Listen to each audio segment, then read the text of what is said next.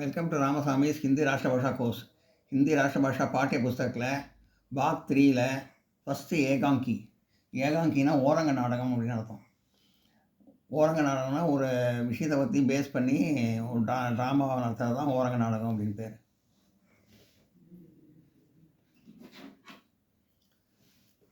இப்போ ஃபஸ்ட்டு ஏகாங்கி பார்ப்போம். பஹூக்கி விதா, அதாவது மருமகளை மறு வீட்டுக்கு அனுப்புறது, குழந்தை வீட்டுக்கு அனுப்புறது. அதை பற்றி சாராம்சம் பார்ப்போம்.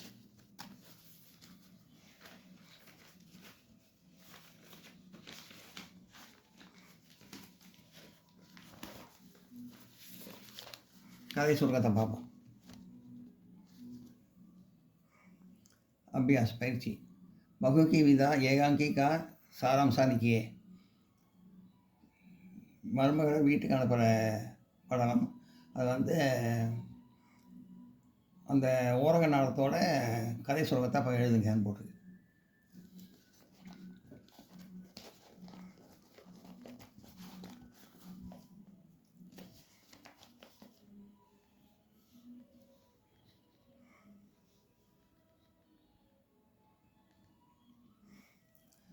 बहू की विदा एक सामाजिक एकांकी है. மருமகளை வீட்டுக்கு அனுப்புகிற நாடகம் ஒரு சமுதாயத்தை பிரச்சனை உள்ள பற்றி சொல்லப்பட்ட நாடகம். ஏகாங்கி வினோத் ரஸ்தோகி காகா. இந்த நாடகத்தை எழுதினவர் வினோத் ரஸ்தோகிங்க. उन्होंने एक एकांकी में यह कहा कि बेटी और बहू में अंदर नहीं होना चाहिए. இதில் என்ன சொல்லியிருக்காருன்னா, கருத்து சொல்லியிருக்காருன்னா, மகளுக்கும் மருமகளுக்கும் எந்த வித்தியாசம் உங்களுக்கு பார்க்கக்கூடாது அப்படிங்கிற மாதிரி இருக்கணும் அப்படின்னு சொல்லியிருக்காரு. दोनों का समान रूप में देखता जाइए. ரெண்டு பேரும் சமமாகவே மதிக்கணும், ரெண்டு பேரையுமே. समाज में प्रचलित दहेज प्रथा की कठोरता की ओर उन्होंने हमारा ध्यान आकर्षित किया है. சமாஜத்தில் தகேஜ் பிரதானா வரதட்சணை கொடுமை, கடோரத்தான கொடுமை, வரதட்சணை கொடுமையை பற்றி நம்ம கவனத்தை ஈர்க்கிற மாதிரி இந்த ட்ராமா எழுதியிருக்காங்க அப்படின்னு சொல்கிறாங்க.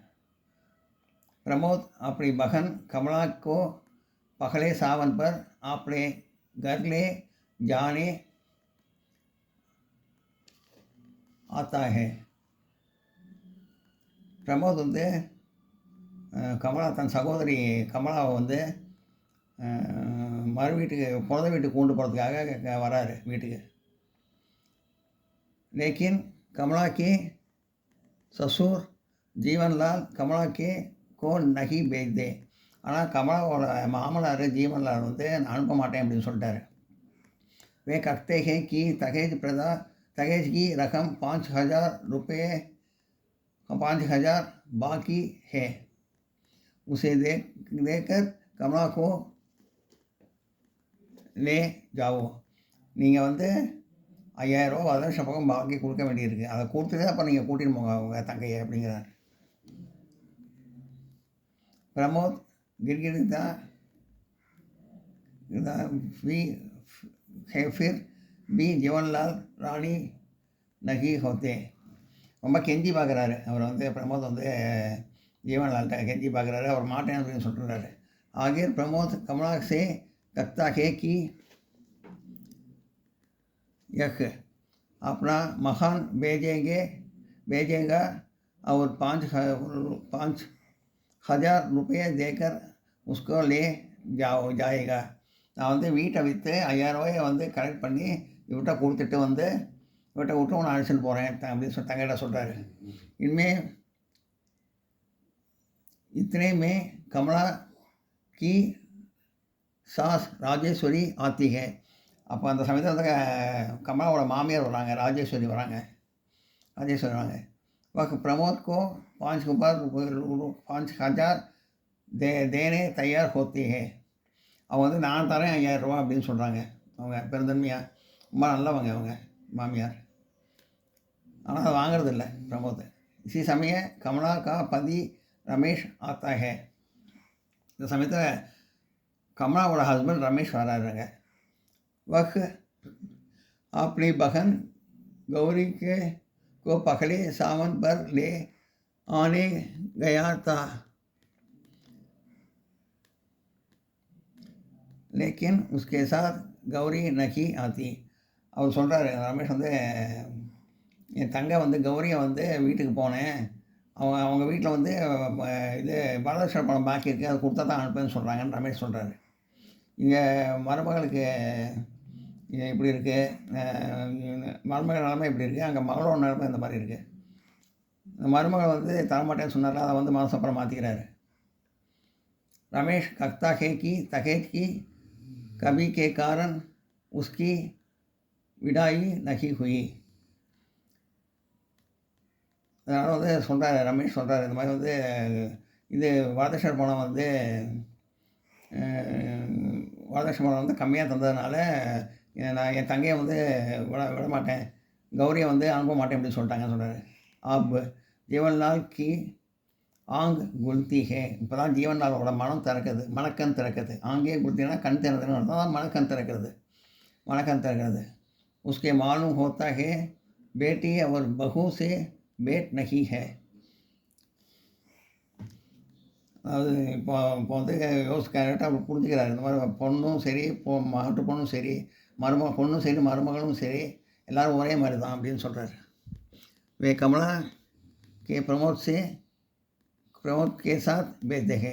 அவர் கமலாவை பிரமோதோடு அனுப்பிச்சிடுறாரு. அவர் மனசு திருந்தி. நோட் பண்ணிங்க.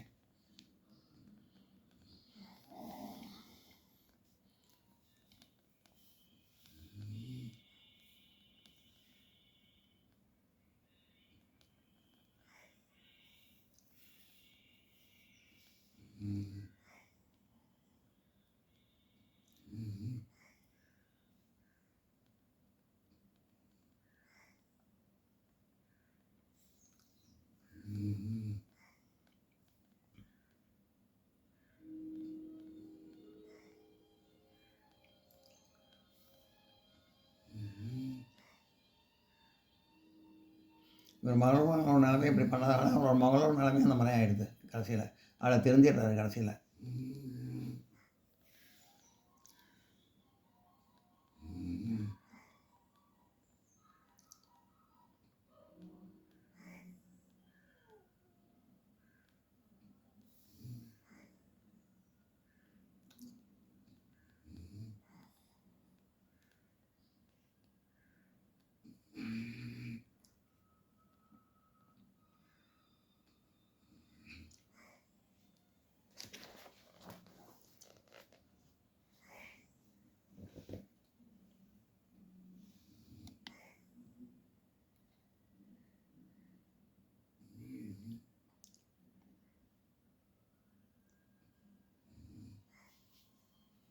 निम्नलिखित पात्रों का परिचय दीजिए. இந்த ஜீவன்லால் பற்றி, இந்த கேரக்டரை பற்றி சொல்லுங்கன்னு சொல்லியிருக்காரு. ஜீவன்லால் ராஜேஸ்வரி அவங்க கேரக்டரை பற்றி. ஜீவன்லால் பகு की विदा एकाकी का मुख्य पात्र है. ஜீவன்லால் வந்து பகு இந்த ஓரங்க நாடகத்தோட முக்கிய பாத்திரம். அவர் மருமகளை மறுவீட்டுக்கு அனுப்புகிற அந்த நாடகத்தோட முக்கிய பாத்திரம், முக்கிய கேரக்டர். ஏகாங்கி कथा वस्तु का आधार जीवनलाल की धन लोग उदा ही है. இந்த கதையில் என்ன சொல்கிறாங்கன்னா, ஜீவன்லால் வந்து ரொம்ப பேராசை பிடிச்சவர் அப்படின்னு சொல்லி சொல்கிறாங்க. अंत में जीवनलाल के मन परिवर्तन द्वारा एकाकी का उद्देश्य पूरा होता है. கடைசியில் ஜீவன்லால் வந்து மனம் மாறினதுனால, திருந்தினதுனால இந்த கதை முழுமையாக அடைஞ்சிருது, நல்லபடியாக முடிஞ்சுது. जीवनलाल रमेश और गौरी के पिता है. जीवनलाल வந்து ரமேஷோட கௌரியோட அப்பா. रमेश की शादी में जीवनलाल बहुत दहेज दाते थे. ரமேஷோட கல்யாணத்தில் வந்து ஜீவன்லால் வந்து ரொம்ப வரதட்சணை ஆசைப்பட்டார். कमला के भाई प्रमोद ने दहेज दो दिए पर 5,000 रुपये बाकी रख जाता है. கமலாவோட பிரதர் பிரமோத் வந்து கொடுக்குறாரு வரதட்சணை கொடுக்குறாரு. ஆனால் 5000 ரூபா கம்மியாக இருக்குது. जीवनलाल का लालजी मन यक नहीं यक न यक जीवनलाल का लालजी मन यक शक नहीं सकता है. இதை ஒத்துக்க மாட்டேங்கிறார் அவர். जीवनलाल ஒத்துக்க மாட்டேங்கிறார். जब प्रमोद अपनी बहन को पहले सावन पर अपनी घर ले जाने आता है, वे साबु साबु रखते ही की पहले 5000 रुपये 5000 सौंप जाइए, उसके बाद कमला की विदाई होगी.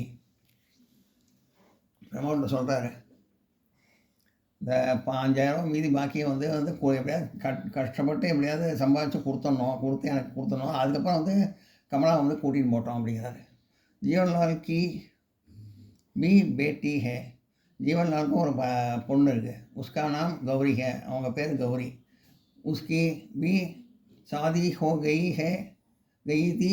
पहले सावन पर जीवनलाल अपनी बेटी के आने की बड़ी प्रतीक्षा में दी. அவனும் வரதட்சணை பணம் கொடுக்குறாரு. ஆனால் வந்து கம்மியாக கொடுக்குறாரு. கம்மியாக கொடுக்குறதுனால வீட்டுக்கு அனுப்புறதுக்கு அவங்க ரமேஷ் போய் கேட்குறாரு, என் தங்கை கொண்டு போனான்ட்டு. அவங்களையும் வீட்டுக்கு அனுப்புறதுக்கு ஒத்துக்க மாட்டேங்கிறாரு, வரதட்சணை கம்மியாக இருக்குது அப்படின்னு. कमला को विदाई जिस कारण से नहीं होती, उस कारण से जीवनलाल की बेटी गौरी की भी विदा नहीं हुई. அதாவது கமலாவை எந்த காரணத்தை சொல்லி வீட்டுக்கு அனுப்ப மாட்டேன்னு சொன்னாரோ அதே காரணத்துக்காக ஜீவன்லாலோட பொண்ணு கௌரியை வந்து அவங்க மாமனாரும் மாமியாரும் வீட்டுக்கு அனுப்ப மாட்டேன் அப்படின்னு சொல்கிறாங்க. तभी उसको साराबत इंसानियत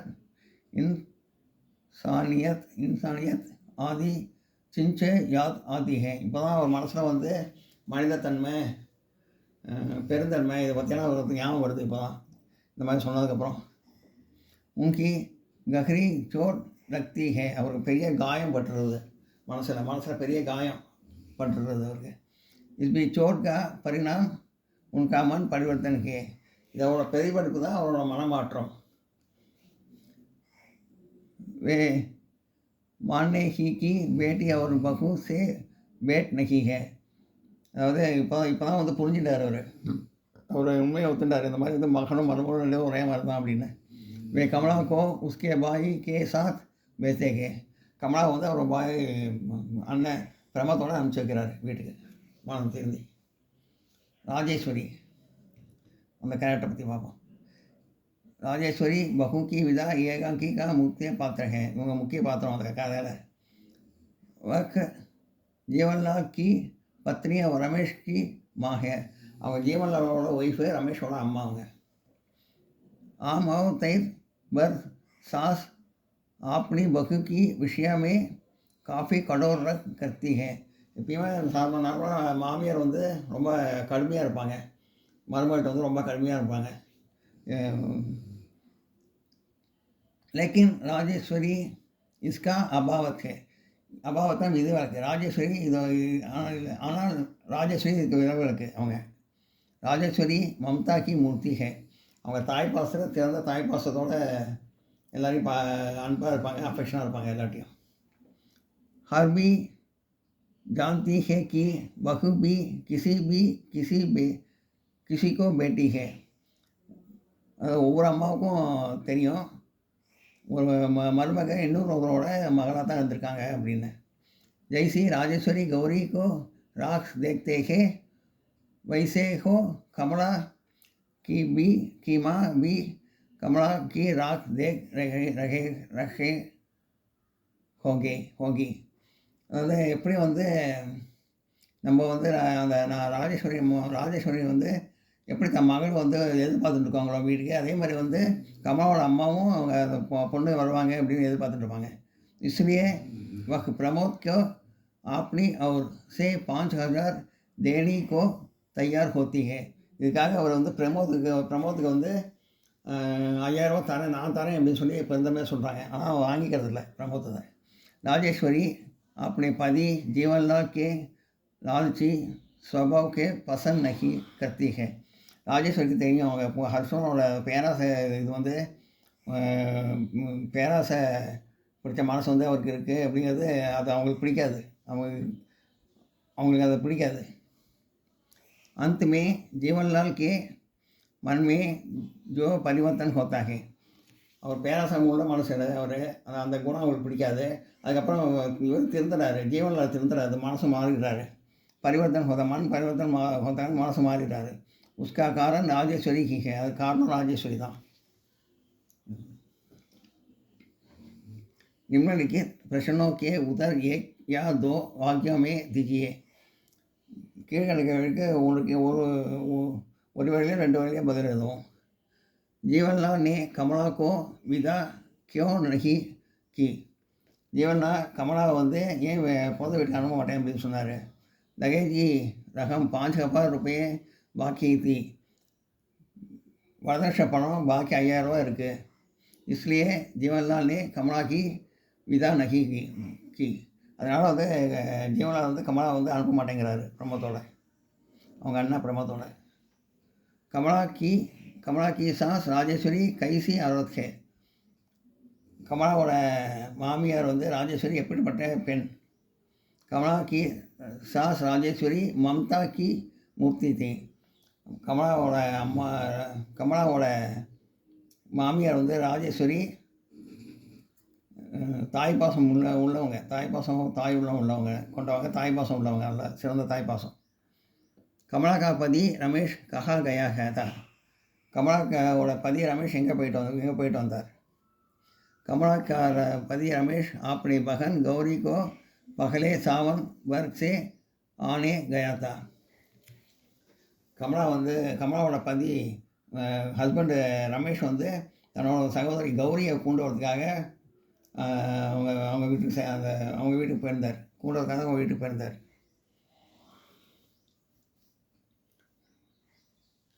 எல்லாம் நோட் பண்ணிங்க.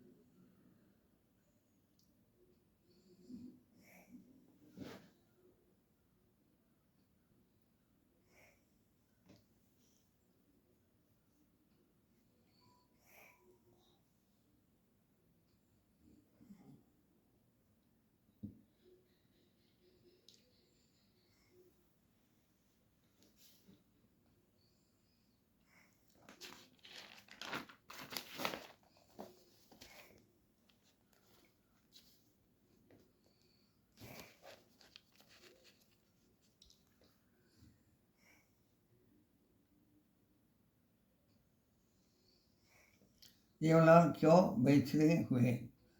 ஜீவன்லால் ஏன் திடுக்கிட்டார், ஆச்சரியப்பட்டார், ஏன் பயந்தார், திடுக்கிட்டார். दहेज पूरा ना देने के कारण गौरी की विदाई नहीं हुई. அவர் வரதட்சணை ஃபுல்லாக கொடுக்கறதுனால கௌரியை வந்து இந்த வீட்டுக்கு அனுப்ப மாட்டேன் அப்படின்னு சொல்லிட்டாங்க. என் பாத் சுன்கர் ஜீவன்லால் பைச்சே ஹுயே. இதை கேட்டவுடனே ஜீவன்லால் வந்து திடுக்கிட்டு போனார்.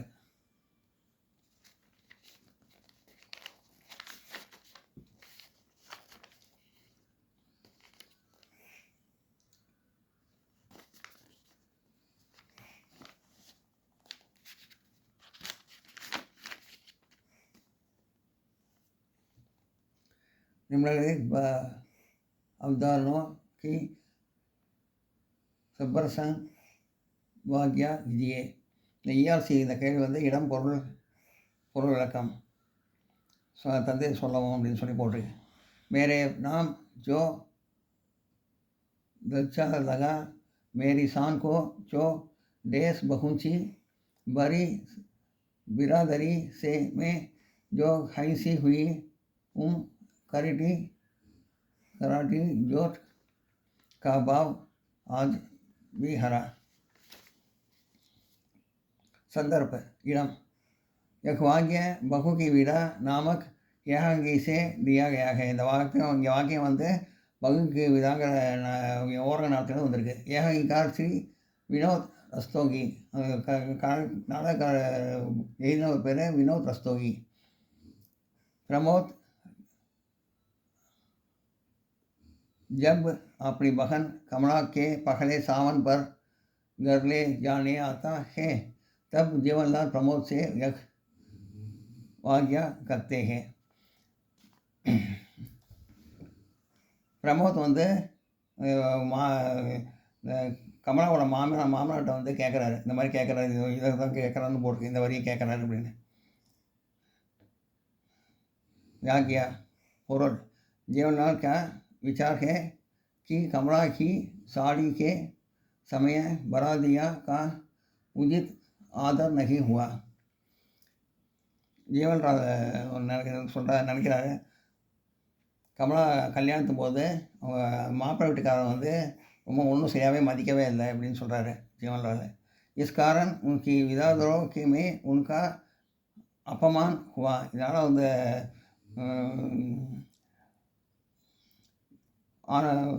மாப்பிள்ளை வீட்டுக்காரோட குடும்பத்தில் வந்து ரொம்ப அவமானப்பட்டாங்க. इस जोर को वे बोल नहीं सकते.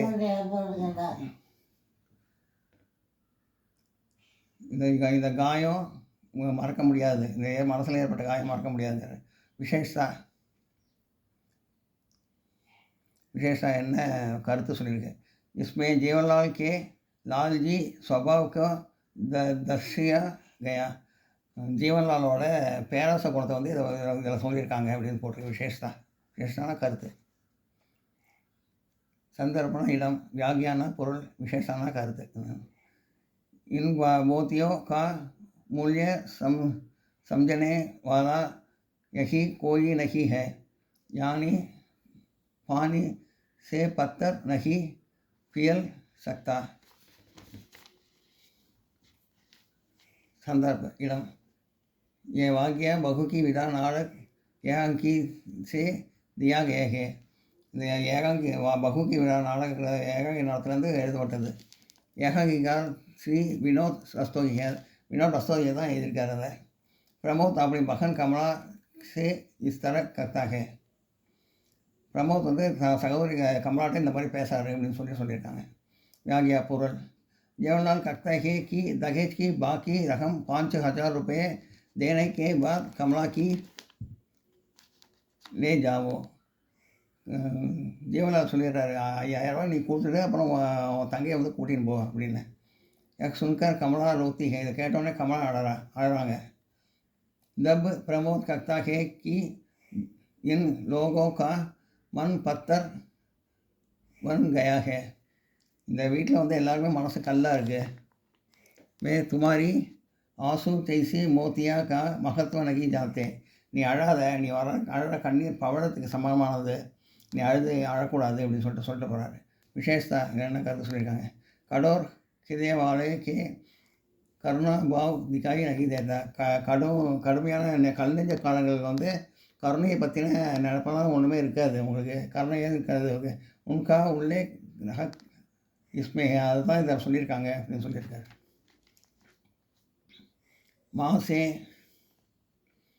माँ से झूठ बोलते हो, मैं उन्हें अच्छी तरह जानती हूँ. इंसान ने छयावरा उनके पैसा है. संदर्भ इडम. इस वाक्य बहु की नामक एकांकी से दिया गया है. நான் ஏகாங்கி நாடகத்துலேருந்து பகுகி வீரா நாடகத்துலேருந்து வந்திருக்கு. ஏகாங்கிக்கார் ஸ்ரீ வினோத் ரஸ்தோங்கே है. विनोद रस्तोगे எழுதியிருக்காரு இந்த நாடகத்தை. ராஜேஸ்வரி प्रमोद से इस तरह करती है. ராஜேஸ்வரி பிரமோத் கிட்டே இந்த மாதிரி சொல்கிறாங்க.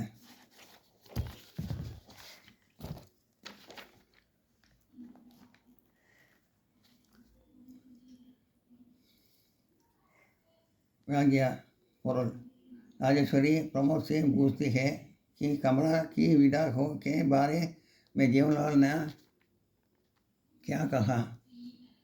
जीवनलाल ने क्या कहा. அவன் கேட்குறான், ராஜேஸ்வரி வந்து கேட்குறாங்க பிரமோத்கிட்ட, என் ஹஸ்பண்ட் வந்து என்ன சொன்னார் அப்படின்னு கேட்குறாங்க. பிரமோத் ஜவாப் தேனே கி ஹிச்கத்தாக, அவர் தயக்கப்படுறாரு. அவர் ஹஸ்பண்ட் வந்து தப்பாக பேச வேண்டாம்னு தயக்கப்படுறாரு. தோ ராஜேஸ்வரி கமலா சமஜ் लेती है, அவங்க புரிஞ்சுருக்காங்க, ராஜேஸ்வரி புரிஞ்சுருக்காங்க. अपने पति की धन नलकूपा वह अच्छी तरह जानती है. அவங்க ஹஸ்பண்டோட வந்து பேராசை வந்து அவர் நல்லா தெரியும் அவங்களுக்கு. वह करती है जीवनलाल इंसान से उतना प्यार नहीं करते जितना पैसा से करते हैं. ஜீவன்லால் ஹஸ்பண்டுக்கு வந்து மனுஷங்க மேலே எப்பயுமே பாசம் கிடையாது, பணத்து மேலே தான் அவருக்கு எப்பயுமே பாசம் அப்படின்னு சொல்கிறாங்க. யாஷா கருத்து इसमें राजेश्वरी के मातृ हृदय एवं न्याय स्वभाव का परिचय मिलता है. இதுலேருந்து ராஜேஸ்வரி அம்மாவோட தாய் பாசம், நல்லா அன்பாக பழகிறது, எல்லாட்டையும் நல்லா நியாயத்துக்கு கட்டுப்படுறது, நல்லா அந்த சுபாவம் எல்லாம் இதுலேருந்து தெரியுது அப்படின்னு சொல்லியிருக்காங்க. அதான் நோட் பண்ணிக்க.